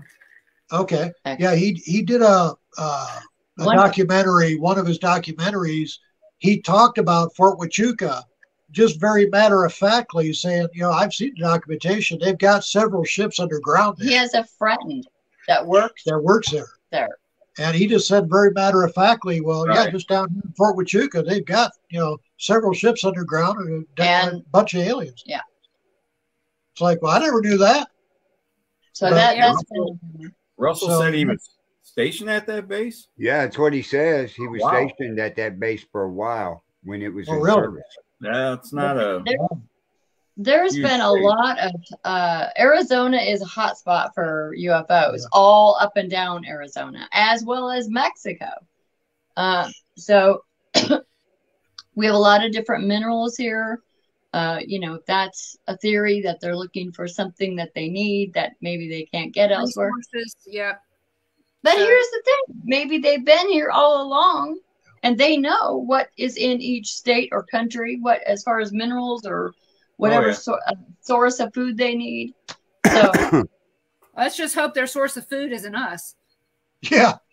Don't think so. There are some, because they say there's so many species and some are harvesting us and some are, getting our women pregnant. Tell you that the species that have been visiting us are not hostile. As far as we know. Whatever they are, they're a form of praise. Huh? You didn't feel like you got mistreated or anything, huh? No, I don't. And yeah, I really wish that I could remember what happens between, if they're taking us, what happens. I have no memory of it whatsoever. We have talked about. Yeah, we have contacted several different hypnotherapists in Arizona. Several. Yeah. And I mean like 6 or 7. They're all either retired, moved to another state, or on some kind of a medical leave. Yep. Because we both want to have regression done. I really do want to have it done. Just good idea. You know what? I just had a so I guy can on. see. Yeah, you did. You had a guy on. I had 2 guys on that are hypnotherapists. What do you Well, Oh, wow. if you can hook us up, let me know. Yeah, One 'cause is I really Bobby would like to know. here in Missouri. Yeah. Yeah, that's Yeah, right. You had. Yeah, that'd be a good thing to do. Yeah, I really would like to do it. If nothing else, either tell me it's all bullshit and I'm not, Yeah. I'm just, imagining it, or tell me what's going on. Hopefully I can remember, or maybe there's nothing, and they'll just, it's nothing. Yeah, but I want to know either way. I just wonder if hypnotherapists can remote. We were talking about remote viewing for psychics and me. Can they do that? I don't know. I'll have to find out. Well, one of the ladies that we contacted that was on medical leave does hypnotherapy via like Skype or I don't know. video. So Right. I don't know. Well, that'd be interesting. Actually, that'd be interesting to videotape. Yeah. Oh, yeah. For you, not live. Yeah, but you know what I mean. You guys videotape it, and then if you wanted to share it, or if you felt secure, then maybe do it live. Right. But I would say if you can video, if you're doing Skype and it's your own Skype, you can hit record. Right. So that's true. Well, I would definitely want it recorded. Oh, absolutely. Right. Because I think that gives it a lot more validity. That gives you time to go over it and over it. Because every time you listen to something, you pick up something. Right. That you didn't hear the first time. I'd like to say hello to our other listeners that have come into the chat room. Yeah, welcome. And if you have any questions, please ask your question. We'll make sure we ask it. But we've got a couple questions from Anthony. And his question is what is your favorite place to investigate and to investigate in Tombstone that is really active, and have anyone seen a UFO? You've already answered the UFO question. That's a yes, and you've talked about where. Yes. And so in Tombstone, what would you say? He lives in Arizona. Yeah. Okay. So he might be wanting to know where should he go check out in Tombstone. In Tombstone, there's just about every place is haunted in Tombstone. Everybody gravitates to the Birdcage Theater. That's the most famous, And you do want to see the Birdcage. And you do want to see the Birdcage. You can't go to Tombstone and not see the Birdcage. Yeah. That's what he said. Even the story about the woman in white at the Birdcage. Yeah. Right. Well, and the Birdcage is unique to any other building in that it's original, number one. And number two, once you go back behind the door, everything is like it was. Pretty much. Back in the day. So, favorite place for me,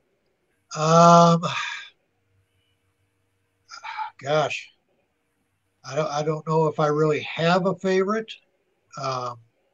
other than the Buford House. Yeah, I was going to say the Buford House. That's just because that's a private residence, so you really can't. It's not open for investigating, and they've really shut it down for anybody after COVID hit. So, that's not even a possibility. But I would have to say that probably the Buford House, number one. Number two, probably the Birdcage. Number three, probably not Boot Hill, but the Tombstone Cemetery, where they still use. That place is hopping. And I don't do cemeteries very often, but that place is hopping. The OK Corral? OK Corral, if you want to investigate the OK Corral, you got to go outside the OK Corral. Seriously, go there in the middle of the night and stand on Fremont Street, because that's where everything happened. It didn't happen where they do all the gunfights and stuff. It happened right there on Fremont. And we've gotten some very serious, very good evidence, very good EVPs just standing there on Fremont at 2:00 in the morning. Huh. You don't want to go during the day because too much traffic. Too much traffic. You won't hear anything. Oh, well, unless you want to be a speed bumper and become the latest ghost in town. Yeah, exactly. Yeah, exactly. So like I said, sarcasm's going to kill me before anything. Oh, if it was going to kill me, believe me, I'd have been dead a long time ago, I think. That's me. So I'm interested in your event. I think that's going to be very interesting to hear all that. And maybe some, CE5 people can come and really give you some really good information, because we've been doing CE5 since before it was CE5. Before we knew what CE5. Yeah. We do get the laser and we circle whatever we think might be some kind of a craft. We do call them in like that. So, but at our event, we're not doing any kind of nighttime investigating. It's all just speakers. So Friday night, we're showing the Travis documentary with Jen Stein, and then Saturday it will be sort of just speakers, 5 different speakers. So, and this is all going to be in person. Was there going to be anything that? No, it's going to be in person at the hotel in Sierra Vista. Yeah. Okay. So. Good. Tickets should go on sale by Halloween. Yeah, hopefully. So, what do you guys think's going on at Skinwalker Ranch? Wow. I don't doubt that there are things going on at Skinwalker Ranch. I don't doubt that for a second. I don't know if it's what they're saying it is on the TV, because as we know, they like to kind of embellish, I guess you'd say. But I don't know. I don't know if it's ET. I don't know if it's Native American skinwalkers. Combination. That's what it kind of looks like. Yeah. Me. I mean, what I enjoy on there is watching their scientific experiments. Right. That they're doing, and some of the video they showed that they actually captured over the mountaintop. Yeah, and that's very cool. That's very cool. And for all we know, the skinwalkers are aliens, right? That are coming down and walking around. You never know. I don't know. We don't know. That's the whole thing on paranormal, UFOs, Bigfoot. Nobody really knows. It's theory. Yeah, that's all it is. That's all it is. Well, some of it's feelings. We have to go there. Some of it's feelings. Yeah. I'm sorry. Yeah, some of it is feelings. Back to the BS part. I mean, yeah. It makes me laugh because, like I tell people all the time, I do data. Everything that I do is data, and it's fact driven. And then I'm fighting myself on the stuff that I see and the stuff that I feel that gets in the way of my data, Right. If you can have data that validates what you're seeing or what you're feeling, then you've got some evidence, right? Right. So, see, that's the thing. Sometimes what I'm seeing and feeling, I can't validate it because I don't always know who to check it out with, and right. You've got to know that too from some of the things that you guys have investigated. You get something from your psychic medium abilities, and you write it down, and you go, now where do I go to validate this? Exactly. Right. Who do I talk to? Yeah, right. I mean, but you don't always get a first name and a last name or a family to go with it, and things like that. Sometimes all we get is a story, a picture. And we have to figure it out from there. And, I'm not the best drawer. Okay. I'm not either. I'm not either. So I can't draw it and put it in my Google search for a picture, to find it. So. The thing you saw? Oh, anything. It doesn't matter. I can't draw. I mean, I can write my name. That's it. I'm not artistic in any way. I did. Did you? Yeah, I did. That's how I got the one. I contacted Adam. What you saw? Yeah, Adam. No. Over here when you're going. Oh, in the field. That's different. Yeah, that's kind of harder because I driving 60 miles an hour with whatever I saw. It was running about as fast as I was driving. Something I saw. Hey, Dwight. Wow. But I was actually thinking about you last week. I was in a Walmart customer service working on one of my machines. I'm maybe 10, 12 feet from the two ladies behind customer service. The one lady goes, "So how's your horse doing?" She goes, "Which one?" She goes, "My old one." She goes, "Yeah." She goes, "That's weird you say that." She goes, "He's doing great. 22-year-old miniature pony, right?" So I guess she raises them. And the lady goes, "What'd they say was wrong with it?" Well, the horse had gotten where it wasn't, doing anything. It's kind of laying around and acting all weird and everything. But she said she took it to the vet. They ran a bunch of tests on it. Couldn't find a thing wrong with it. So Really? she got to talking to the vet, and they said, "We can't physically find, other than he's 22 years old. He's, an old horse. Can't find a thing wrong." And then the vet says, "But I do know a horse whisperer." And she goes, "Oh." And she goes, "Yeah, this woman claims she can talk to horses." He goes, "Hey, I've sent a couple her way, and I don't know what she does, but their horses are in much better shape now." So she goes, "What the heck?" She goes, "It's her favorite horse." I mean, she said this horse has done everything for them that they've asked it to do. And anyway, she calls a lady in, and about that, I'm hearing the conversation, and then I about that time she goes, and the lady goes, "Do you actually brought someone in that claims they can talk to a horse?" And the lady goes, "Well, yeah." I mean, that's when I looked, and that lady's jaw just dropped. Her eyes are about this big, and she goes, "Oh, well, I've got to go check on." And she just walks away. And the lady was wanting to tell her what happened. I said, "Actually, I don't mean to eavesdrop, but I said, I actually believe you." She goes, "You do?" I said, "So what happened to your horse?" She goes, "Well, the lady came out, talked to the horse, and turned to her and says, 'Hey, he's tired of these screaming little kids. He don't want to give him no more rides. Loves everything else. He loves pulling the wagon, but just keep these screaming little kids off my back. That's all I want, and we'll be fine.'" And she said, "That's what they did." And she said, "He's jumping around like a young, like a young." Yep. And she goes, "I couldn't believe it." That's awesome. And I said, "Yeah." She goes, "You actually believe that somebody?" I said, "Yeah, I actually do, because I know somebody that does that." She goes, "What?" Horses said, are there's amazing. There's more of them out there. Yeah. That's awesome. It was funny.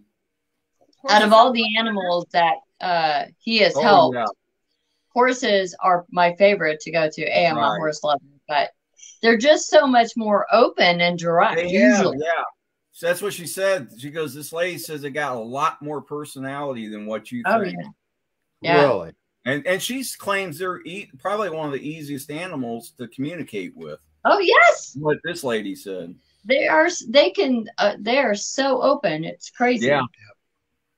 But it was funny. It was she just started telling me everything. The horse was saying, "I don't like this. This is what I want to do." And Yep, hey, that's awesome. Whatever makes them happy. Yep. Yep. That's great. That's great.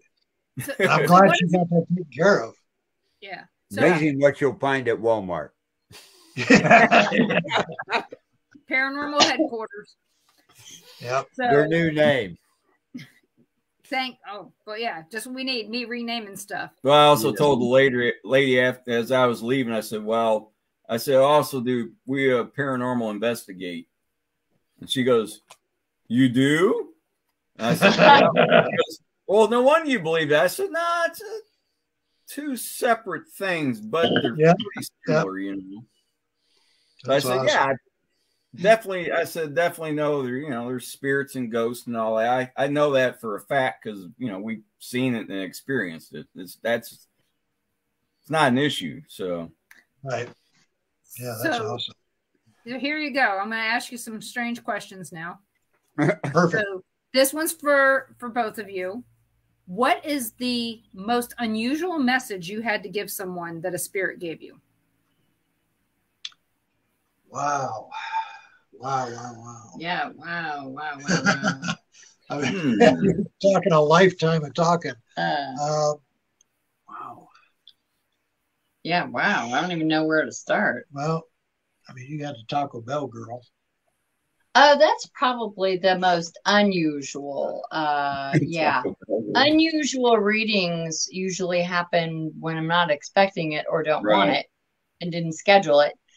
Many years ago, we were at Taco Bell in Sierra Vista, and when we go in, there's of course spirits there. They're everywhere, and there's a spirit for the gal that was working the counter, and it was an older gentleman, and he was I don't want to say disappointed in her, but she was very droopy and depressed, I guess, and had an attitude. And so he kept trying to tell her to lighten up, to let it go. And I'm like, yeah, I'm eating, but maybe when we leave, I'll let her know. So on the way out, I stopped with her and I gave her my card and I told her, you don't have to believe me. This is who I am. This is what I do. And this guy, I can't remember his name. He has a message for you, and he wants me to tell you to lighten up. Burst into tears, had to leave the counter. I'm like, gosh. We just closed down Taco Bell. Thank you. Well, nowadays it would have. I mean, she came back out, and as it turns out, it was her uncle, and she validated everything right there, and it totally changed her behavior and attitude right there. Demeanor, yeah. Wow. So how about you, Dwight? Oh, gosh. I deal mostly with animals, so it's that kind of a thing. Well, you got the spider. What's the funniest thing an animal told you had to tell to their owner? Well, I have one story that maybe you'll answer both. And I don't know if I don't think I've told the story before. We were doing an investigation here in town at a house. Paranormal investigation. Paranormal investigation. And like I always do when I go into a house, I say, do you have any pets? The woman said, yes, I have a cat, but he won't come out because he's scared of people. I said, well, where is he? Well, he's hiding in my bedroom. I said, would you mind if I go back there? I don't care. So I went back there. Cat came right out, right up to me. I'm petting it. And she comes down the hall like, what'd you do? How? No, he doesn't do that to anybody. I said, well, I'm talking to him. And she does not believe at this point that I'm talking to the cat. Okay. Right. She just thinks I'm pulling her leg. She believes in ghosts. Yeah, but she doesn't believe I'm talking to her cat. So one of the things he told me to tell her was he didn't like the new food that she put him on the day before. It burns his stomach. So I told her, and she's like, how did you know that I changed his food yesterday? I said, because he told me.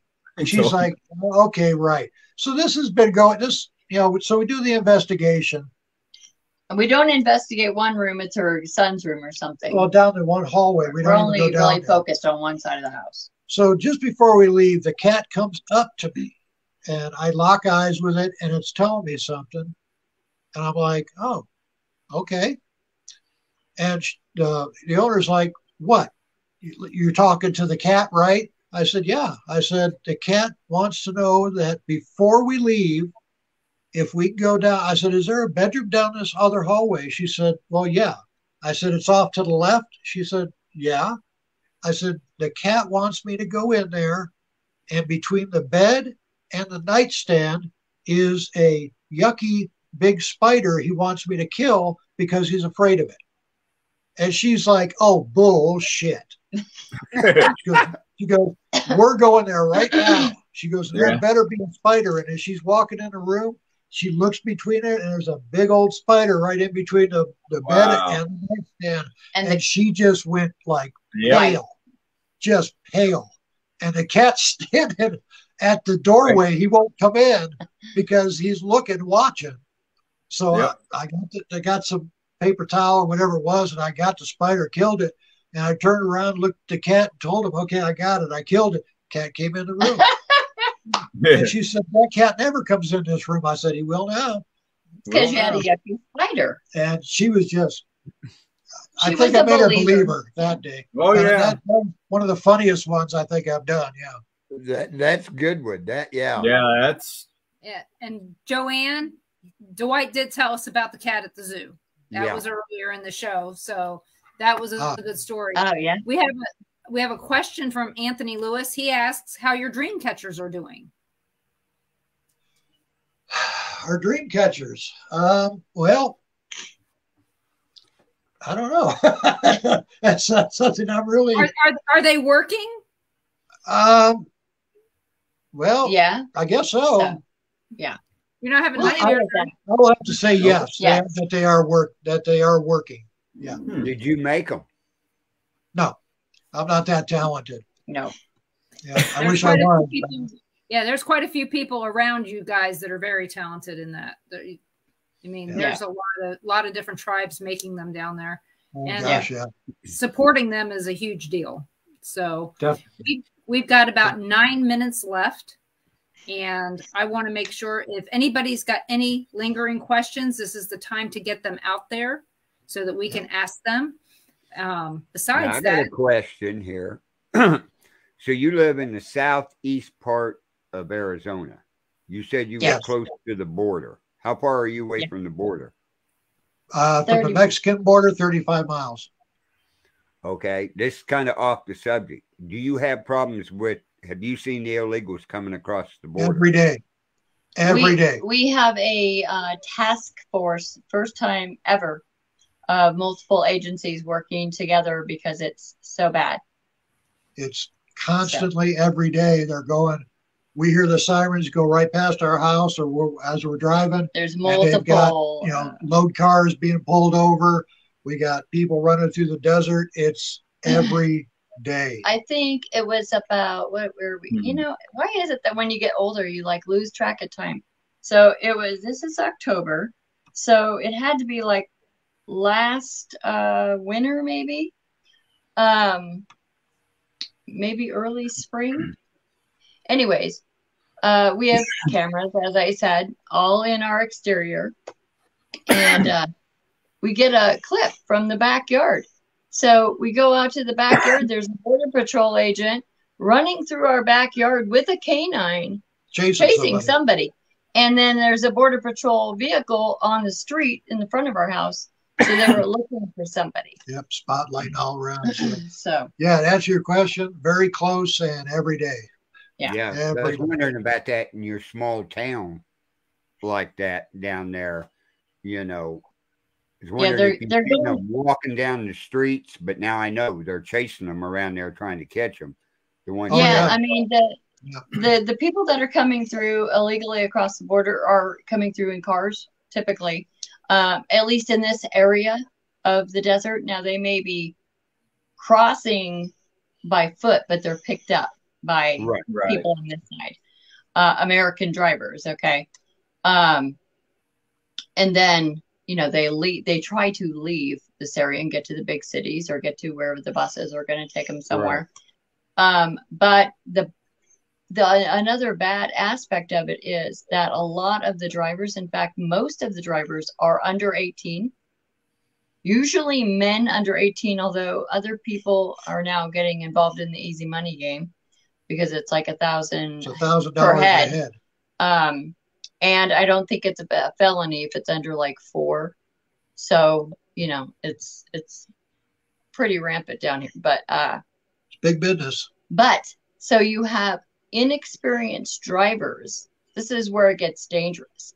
Right. Inexperienced drivers under 18 who are running from the cops. If the cops, notice anything about their vehicle and they try to do a stop, they will run. Yep. And so I don't know when it was last. I think it was New Year's Eve, actually, or close to New Year's Eve. We live right behind an intersection and we heard a big crash. and it was some American boy transporting 4 or 5. He was coming from up the Tombstone area and hit somebody in the intersection going 65, 70 miles an hour, 100. Killed them instantly. It was a woman on the way to meet her son for dinner. Wow. Oh, crap. You know, no injuries on that. Have you noticed a lot of crime more in your yeah. area than used to? Definitely. Yeah, small crime. Definitely. A lot of, car break-ins, that kind of a thing. But again, mostly they're coming through here. Yeah. They're not staying here. Right. So. Right. Well, we do have one more question, and hopefully we can get this one answered. And we've got a question from Barbara. She asks, what is the purpose of a dream catcher?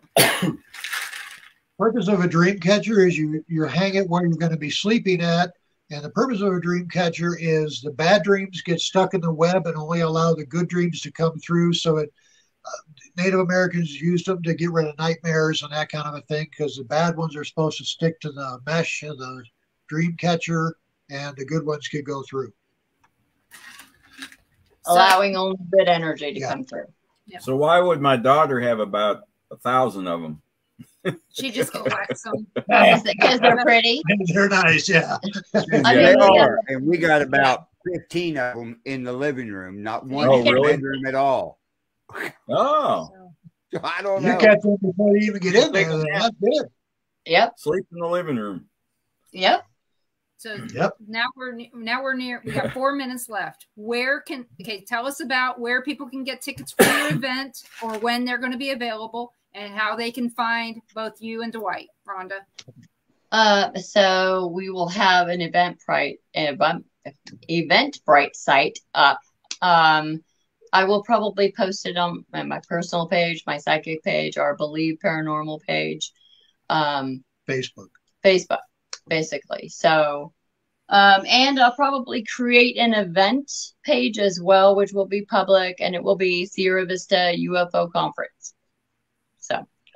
And tickets should be on sale right around Halloween-ish, maybe a little after, but right around that time. Hopefully before. And FYI, guys, their events sell out. So don't wait around too long. Right. This event also is going to be fairly small. There are only 2 hotels that have conference rooms. One's pretty huge. It could hold a large event. One is got a small conference room that holds a little over 50 people. So that's the one we're doing this year. Just so we know, we can gauge the interest in Southeast Arizona. And then as we go forward, it may move up to the bigger one, but. I hope you get Travis. That'd be that would be great, but I understand that he's only doing few and far between. So. Yep, but that's we have some good speakers anyway. Stuff, so well, thank you guys so much for coming on here, and fun. It's a little bit different than doing radio like we've done before, where you don't get to see me make my faces and stuff. See me talk with my hands all the time. And, I do too. Maybe it's our birthday, Dwight.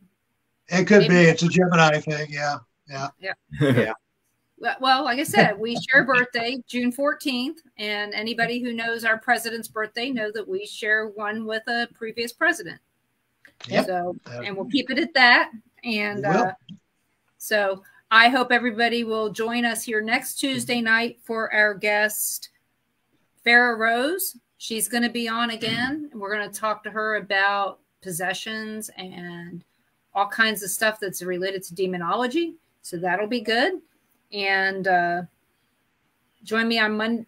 Join us on Thursday. Yeah. Please join us on Thursday for a special show, Haunted Vortex. It is a call-in show.